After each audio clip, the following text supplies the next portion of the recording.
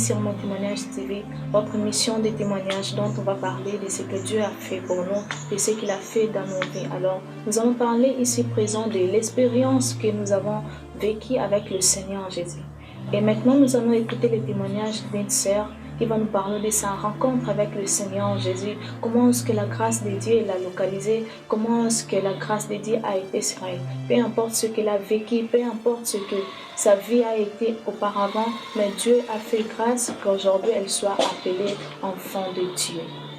Bonjour ma sœur. Bonjour. Comment vous allez? Ah, je vais bien. Ok, vous allez vous présenter pour que nous puissions en savoir un peu plus sur vous. Je suis Bénédicte Massicia, étudiante à IAC. Je fais la communication. Oui. Je suis en GD. Voilà. Ok, merci. Notre sœur, c'est vrai que si vous vous retrouvez ici, c'est parce que vous avez une histoire, c'est parce que vous avez une expérience à partager avec les enfants de Dieu, le peuple de Dieu. Voilà que nous voulons écouter un peu quelle est cette histoire-là et comment est-ce que ça s'est passé pour qu'aujourd'hui vous puissiez être appelé enfant de Dieu. Oui, j'aimerais te dire d'abord merci pour l'invitation. J'étais surprise quand je dis tu es invité, j'ai dit moi. Merci pour l'invitation et de m'accorder cette chance-là d'exprimer ce que je ressens pour les Christ et ce que j'ai traversé avec lui. J'étais mannequin. Je travaille dans des agences différentes avec des maisons d'habillement aussi. Je n'étais pas à l'aise dans ma peau. Au moment que je faisais tout ça, au moment que je me disais que je vais être un mannequin professionnel, au moment où je me disais que je vais être quelqu'un dans la vie qui sera comme des artistes que je vois aujourd'hui, des artistes et musiciens, parce que j'étais aussi rappeuse en passant. Et j'amenais un peu ce genre de vie. Et malgré tout ce que je faisais, je savais que ce n'était pas l'endroit où je devrais être. Et si j'ai grandi dans une famille non chrétienne, mes parents sont des croyants, je ne savais pas comment faire pour rencontrer Jésus. J'avais pas aussi des amis qui m'entouraient qui étaient des chrétiens. Alors j'étais un peu toute seule quoi. Je ne priais pas assez. Je me disais c'est moi qui ne suis pas importante, qui va m'aimer, qui va faire ceci pour moi. En fait quand je fais le mannequinat, je voulais simplement que les gens puissent se dire au moins cette fille, elle est importante, au moins on pourra aimer cette fille avec ce qu'elle fait parce qu'elle est mannequin, ou bien parce qu'elle est rappeuse, ou bien parce qu'elle s'habille autrement que les autres. Je voulais simplement me sentir aimée par les autres personnes. Je voulais que les gens m'aiment. Je voulais que les gens puissent, je ne sais pas, qu'ils puissent avoir l'image où moi-même, je ne me donnais pas à moi-même parce que je n'étais pas moi dans ma peau. Et une fois dans ma vie, je dis à Jésus, je suis maladive comme mes frères, mais sinon maladive. Je tombe tout le temps malade. Est-ce que tu me vois ou tu ne me vois pas? Si tu me vois, pourquoi tu ne m'aides pas? Pourquoi tu ne fais pas des grandes choses comme tous les autres témoins? J'ai envie d'être ton enfant, j'ai envie d'être là à ton service. Mais quel est ce genre de mots que je dois prononcer pour que tu puisses sentir au plus profond de moi que je vais être à toi? Malgré cela, j'étais tout le temps malade. Si aujourd'hui je me réveille bien, demain ça sera différemment. Il y avait des fois quand je salue mes frères, bonjour mon frère, il me dit, aujourd'hui tu n'es pas malade. Je fais du genre, donc tout le monde sait déjà que je suis maladive. Et une fois, j'étais tellement malade que je suis allée dans mon lit, je me suis allongée, j'ai dit à Dieu, je suis là, tue-moi. Je ne veux plus vivre, tu peux me tuer. Parce que je ne vois pas l'importance que j'ai sur terre. Les gens que j'aime, je vois comme si eux-mêmes par intérêt. Je voulais simplement que, je ne sais pas, vouloir me sentir aimée par des gens ou de ne pas forcer quelqu'un à m'aimer, de ne pas approcher quelqu'un pour qu'il puisse me dire, tu sais, tu n'es pas si importante. Je me disais ça, c'est mal à la tête. Il y avait aussi comme si quelqu'un qui me disait, tu vois, tu n'es pas importante. Personne ne pourra t'aimer. Tu n'es rien du tout. Et cette chose-là s'est répétée tout le temps dans ma tête. Je ne me sentais pas aimée même par mes amis. Je me sentais tout le temps rejetée, même si les gens me disaient, je t'aime bien. Je ne crois pas à ce que les gens me disaient. Et un jour, je suis allée dans ma chambre. J'ai commencé à pleurer. J'ai dit, je ne veux plus faire le mannequinat pour me sentir aimée par les gens. Je ne vais plus être rappeuse pour me sentir valorisée par les gens. C'est lui qui va m'aimer, il va m'aimer comme je suis. C'est lui qui voit qu'il ne va pas être proche de moi parce que je ne suis pas mannequin ou parce que je ne fais pas ceci ou parce que je ne fais pas cela. Là, c'est son problème. Au moins, je sais une chose. Tu es là et puis tu m'aimes. Parce que malgré tout ce qui m'est arrivé dans la vie, malgré les difficultés que j'ai pu rencontrer, s'il y a une chose qui est vraie, j'ai toujours su qu'il y avait quelqu'un qui m'aimait. Et cet amour-là, quand j'ai compris que c'était l'amour que personne ne pourrait remplacer, j'ai compris que c'était l'amour de Dieu. Je me suis donnée à lui. J'ai dit, fais de ma vie ce que tu veux. Si les autres personnes vendent leurs âmes, moi je ne vois pas mon âme. Je te vois mon âme, prends mon corps, guide-moi, fais de moi ce que tu veux. Ma vie n'a pas été facile. J'ai détesté beaucoup de gens à cause des mal que j'ai vécu. J'ai rencontré des circonstances qui n'étaient pas du tout faciles. J'ai été abusée. Malgré ça, j'ai dit à Dieu, je te donne mon cœur. Je pardonne à ceux qui m'ont fait de mal. Rien n'est impossible à toi. Si tu as pu toucher la vie des autres personnes, moi aussi tu toucheras ma vie. Je lui ai dit, je ne veux plus m'approcher de toi tant que je ne verrai pas de changement dans mon corps. Ou tant que je ne verrai rien sur moi. Je ne ferai rien du tout. Et je lui ai dit une semaine après, je n'étais plus malade. À bonne santé, en forme. Ça n'a même pas fait une année que je dois crier ou faire quoi. Ça fait seulement quelques mois, je te dis quelques mois, que je ne tombe ni malade, je n'ai pas de fièvre, rien du tout. Et j'ai compris que c'était du miracle que Dieu m'accordait. J'ai senti tellement son amour au plus profond de moi que je dis, il n'y a pas des amours qui est comparable à Dieu. J'ai reçu Jésus dans ma vie et maintenant je marche avec Jésus. Il fait la joie de ma vie. Je suis comblée. Je me sens à l'aise dans tout. Je me sens tellement à l'aise dans ma peau, dans tout ce que je fais. Je me dis que Dieu fera simplement sa volonté. Je n'attends pas ce que les gens vont penser de moi, mais je veux savoir ce que Dieu pense de moi. Je ne veux pas marcher selon la volonté des hommes pour plaire aux hommes. C'est ce monde qui pourrait me trahir, qui nous trahissent souvent. Mais je veux marcher dans la volonté de Dieu. Selon sa volonté à lui qu'il me guide. Je suis là devant sa présence, j'ai dit, sans toi je ne suis rien. Sans toi je suis perdue. Malgré tout ce qui m'est arrivé dans la vie, je sais que toutes choses arrivent parce que tu l'as permis. Si cette chose-là m'ont arrivé pour que je puisse être aujourd'hui dans ta présence, alors ne me laisse pas. Guide-moi, sois mon chemin, sois tout dans ma vie. Je ne veux pas te perdre. Dans la vie, on pourra tout réussir des hommes. On pourra tout avoir. Mais si on n'a pas Dieu avec nous, tout ça ne servira à rien. Et j'ai compris ça. Je ne cherche plus à ce que les gens puissent me dire, tu sais, aujourd'hui tu es la plus belle, aujourd'hui tu es bien habillée. Je ne cherche plus ça. En fait, ce que je cherche, c'est être simplement dans la présence de Dieu. J'étais faible de faire beaucoup de choses dans la présence de Dieu. Je ne pourrais même pas méditer parce que quand j'ai touché ma Bible, j'avais tellement mal à la tête. Mais aujourd'hui, je peux toucher ma Bible et je suis là en train de méditer. En train de méditer parce que Dieu m'a fait grâce. Et chaque jour de ma vie, je vis la grâce de Dieu parce que rien que le fait de respirer, de donner les témoignages de ma vie, c'est déjà une grâce qu'il m'a donnée. C'est le fait de me montrer que je suis importante. Je suis importante, pardon. Je le suis. Et je n'ai pas envie qu'on puisse me dire, tu sais quoi, tu n'es rien parce que je vaux quelque chose, parce que Dieu m'a aimé, parce que Dieu a fait de moi quelqu'un d'autre. Je n'ai pas envie que les gens puissent me dire, je ne crois pas à ce que tu fais parce que tu vas retourner encore dans le monde.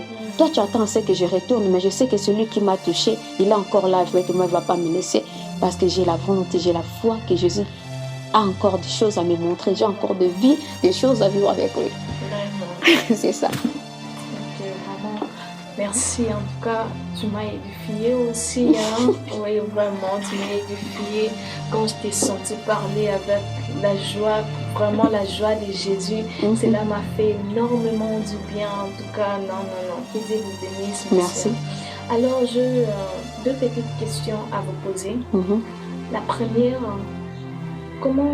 quel est le conseil que vous pouvez donner à une personne qui, dans sa famille, il ne croit en Jésus, qui vivent dans des familles de croyants, comme ils le disent, des croyants, et non des chrétiens. Comment est-ce que tu peux les aider? Et quel est le conseil que tu peux leur donner? Comme toi, par exemple, tu vivais dans la même famille, mais aujourd'hui tu es appelé enfant de Dieu. Quel est le conseil que tu peux leur donner? Jésus est la lumière. Jésus est le chemin. Jésus, il est tellement rempli d'amour qu'il pourra changer ta situation. Moi aussi, j'ai grandi dans une famille non chrétienne. Mais aujourd'hui, je reçois Jésus dans ma vie. Je reçois Jésus dans ma vie, je marche avec lui. Crois en Jésus. Quel que soit le nombre de votre famille, même si les gens ne croient pas à Jésus, même s'il te dit, il n'est pas Dieu, il n'est pas le Seigneur, tu crois qu'il est Dieu et qu'il est le Seigneur, et que l'œuvre de la croix, c'était tellement grand dans ta vie que je ne sais pas comment tu pourras le définir. Mais reçois Jésus dans ta vie. Et tu verras que beaucoup de choses vont changer. C'est que tu ne pourrais même pas imaginer dans ta vie que ça pouvait arriver, ça arrivera parce que tu crois en Dieu. Dieu est là, accepte Jésus dans ta vie. Et quand tu vas l'accepter, tu vas témoigner. Tu vas dire, je ne savais pas que rien que le fait d'être appelé enfant de Jésus, ça pourrait me mettre si à l'aise dans ma peau. Je pourrais être aussi heureuse dans ma vie. Reçois Jésus dans ta vie, ça sera la meilleure chose. On pourrait te donner des voitures, des maisons, remplir de beaucoup de choses. Mais si tu n'as pas la paix du Christ avec toi, si tu n'as pas rempli de la présence de Dieu avec toi, tout ça, ça ne servira à rien. Mais quand tu as Christ, même si tu gagnes paix, mais tu as la paix à l'intérieur que personne ne pourra te donner. Donc, reçois Jésus dans ta vie. Si tu ne l'as pas encore fait, si tu ne sais pas comment procéder, mets-toi à genoux, bien prie. Tu dis à Dieu, je suis là, j'accepte. Je t'accepte comme mon Seigneur, comme mon Sauveur. Il est là, il t'écoute, il t'attend, il exauce tes prières. Il est tellement amour que... c'est pas. En tout cas, tu as presque répondu à la deuxième question, ce qui m'a étonnée. Mais il y a des gens, vraiment qui se disent chrétiens, mais qui marchent, qui font par exemple ces genres de choses, le mannequinat. En fait, donc, il y a certaines choses, ce n'est pas aussi mauvais que ça. Mais la manière dont on le fait, et c'est que ces choses-là demandent des fois, c'est ce qui nous écarte de la volonté de Dieu. Alors, aujourd'hui, vous avez dit que vous étiez mannequin et vous ne l'êtes plus. Ce qui veut dire que Dieu a changé votre vie au point de laisser tomber toutes ces choses-là. Alors, ceux qui font ces choses, c'est qui, si on doit appeler les chiens par son nom, c'est qui vivent encore dans le péché. Mais ils ont aussi cette envie-là, ce besoin d'avoir l'amour de Dieu, de ressentir. Et surtout, vous avez martelé en disant que vous ne sentiez pas avant l'amour en vous. Vous vous sentez comme déconsidéré. C'est comme si personne ne vous aimait par rapport à ce qui vous êtes. Sauf quand Dieu est venu et vous a montré que lui, il est amour.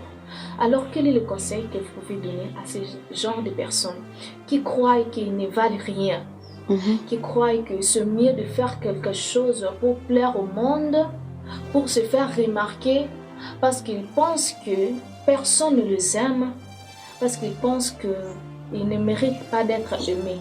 Mais s'ils font au moins des choses qui, disons, qui ne glorifient pas Dieu, mais au moins pour que le monde puisse remarquer leur vie, leur existence, ils peuvent au moins s'en sortir. Alors, que pensez-vous et quel est le conseil que vous pouvez donner à ce genre de personnes-là? J'aimerais leur dire ceci. D'abord, premièrement, tu es importante. Tu vaux quelque chose. Tu es une personne spéciale parce que Dieu t'a créé, parce que Dieu est avec toi. J'aimerais dire dans Romains chapitre 8, verset 5, la Bible dit, c'est en effet qui s'affectionnent aux choses de la chair. Ceux qui aiment les choses de la chair s'affectionnent aux choses de la chair. Et ceux qui aiment les choses de l'esprit s'affectionnent aux choses de l'esprit. Et l'affection de la chair, c'est la mort. Tandis que l'affection de l'esprit, c'est la vie et la paix. Tu veux choisir quoi, la mort ou bien la vie et la paix? Ne vis pas pour d'autres personnes, mais vis pour Dieu. Il a dit dans Marc chapitre 8, toujours verset 35, il a dit, si tu abandonnes ta vie pour me suivre pour la bonne nouvelle, c'est là que tu sauveras ta vie. Mais si tu crois que tu vas sauver ta vie par toi-même, c'est à ce moment-là que tu vas la perdre. Ne sauvez pas notre vie nous-mêmes. Mais nous allons les sauver dans la présence de Dieu, en se mettant en genoux, en disant, Dieu, tu es là, tu es mon sauveur, tu es mon roi, tu m'aimes, tu me protèges chaque jour de ma vie. Être mannequin, c'est bien bon. Rappeur, tout ça, c'est bien bon. Est-ce que tu es appelé à faire ce que tu fais là? Justement. Oh, mon Dieu. Est-ce que tu es appelé à le faire? Il y a des fois, tu fais quelque chose, toi-même, tu te dis, c'est pas là que je devais être. Et cette voix-là qui te dit que ce n'est pas là que tu dois être, ne te ment pas. Ce n'est pas là la place que tu dois être. J'ai fait cette chose-là, j'étais manquant. Mais au plus profond de moi, je savais toujours que là, ce n'était pas ma place. J'ai toujours su qu'il y avait quelque chose qui me fera déplacer de cet endroit. Et quand je dis à Dieu, d'accord, je vais tout laisser, je te donne ma vie.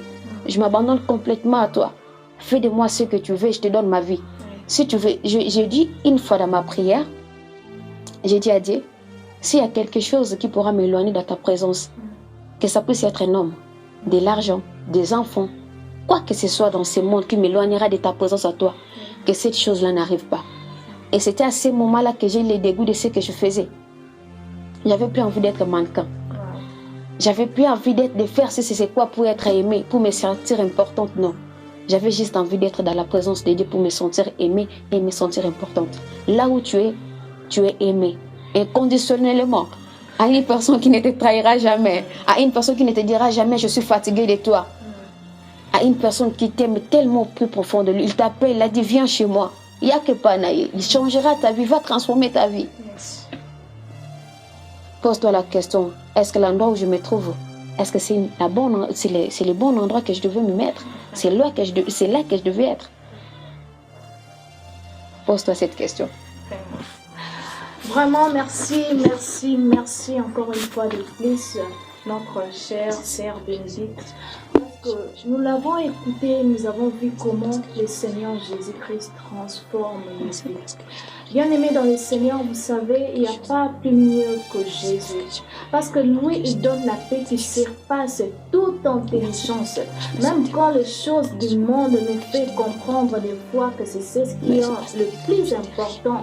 Mais la parole de Dieu nous dit que Dieu, il est amour. Il n'y a pas plus grand amour que de Jésus, car il a quitté le ciel pour nous donner sa propre vie. Et aujourd'hui, nous avons la grâce d'être appelés enfants de Dieu, d'être appelés filles de Dieu. Aujourd'hui, j'ai le plaisir de voir ma sœur Bénédicte, autrefois mannequin, autrefois qui faisait des choses qui déplaient à Dieu, mais aujourd'hui, elle témoigne de ce que Dieu a fait pour elle, elle témoigne de l'amour de Dieu qui s'est manifesté dans sa vie, et aujourd'hui, elle est fière d'être avec le Seigneur Jésus-Christ. Le Seigneur Jésus, il donne la paix. Le Seigneur Jésus, il donne l'amour. Il donne ce que le monde ne peut jamais donner. Des fois, le monde nous fait comprendre que non, c'est ce qu'il y a ici, c'est ce qui est mieux. Or, quand nous sommes avec le Seigneur Jésus-Christ, il nous fait comprendre que ce qui est au monde, c'est périssable. Mais quand nous cherchons les choses d'en haut ne périssent jamais. Amen. Les choses d'en haut, ça subsiste à jamais. Amen. Et il nous dit, il met devant nous deux chemins. Et il nous dit encore de choisir la vie. Auquel maître peut te montrer deux chemins et il te montre encore le chemin à quoi tu dois te mettre. Donc, nous voyons comment le Seigneur Jésus est amour. Et lorsque nous sommes avec lui, son amour, ça nous surpasse. Ça nous donne des fois la joie. Des fois, on est en train de rire même sans le vouloir. Donc, c'est vraiment ça. Le Seigneur Jésus, il nous fait comprendre que sans lui, il n'y a pas la vie. Il nous fait comprendre parce que lorsque nous sommes avec lui, son amour, ça nous fait sentir on est tellement comblé qu'on ne sait même pas exprimer ça. Des fois, on ne sait pas vraiment comment expliquer ce qui nous arrive. Et des fois, nous allons voir même dans nos églises, une personne en train de prier, elle commence à crier. Et d'autres il a dit que vous parlerez de nouvelles langues. À rire. Oui, tellement qu'il est grand. Du coup, on ne comprend pas qu'est-ce qui lui arrive. Là, c'est l'amour de Dieu. Dieu, il est bon. Il est rempli d'amour. Frères et sœurs, venez à Jésus. Jésus, il est le chemin, la vérité et la vie. En lui, nous sommes comblés. En lui, nous sommes aimés. En lui, nous avons la protection. En lui, nous avons tout ce dont nous avons besoin. Alors, nous bénissons le Seigneur pour ces moments. Nous bénissons le Seigneur pour ces moments favorables qu'il nous ait accordé encore de nous retrouver aujourd'hui et de parler de ces témoignages. Et vous qui nous avez écoutés, nous vous prions, si vous avez vécu ou si vous êtes en train de vivre la même situation que notre sœur ici présente, venez à Jésus. Et vous allez voir qu'avec Jésus, il y a ce que le monde ne peut jamais donner. Amen. Il y a ce que même nos parents Ils ne peuvent pas nous donner. donc, il n'y a personne qui peut combler l'amour que Jésus nous donne.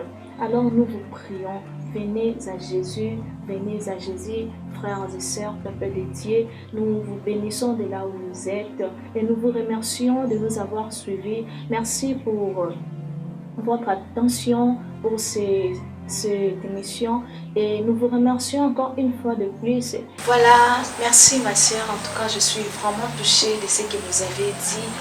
Ça m'a ébloui en fait, je me suis sentie vraiment... Ah non, je ne sais même pas comment exprimer ça, hein? Non, je ne sais pas comment.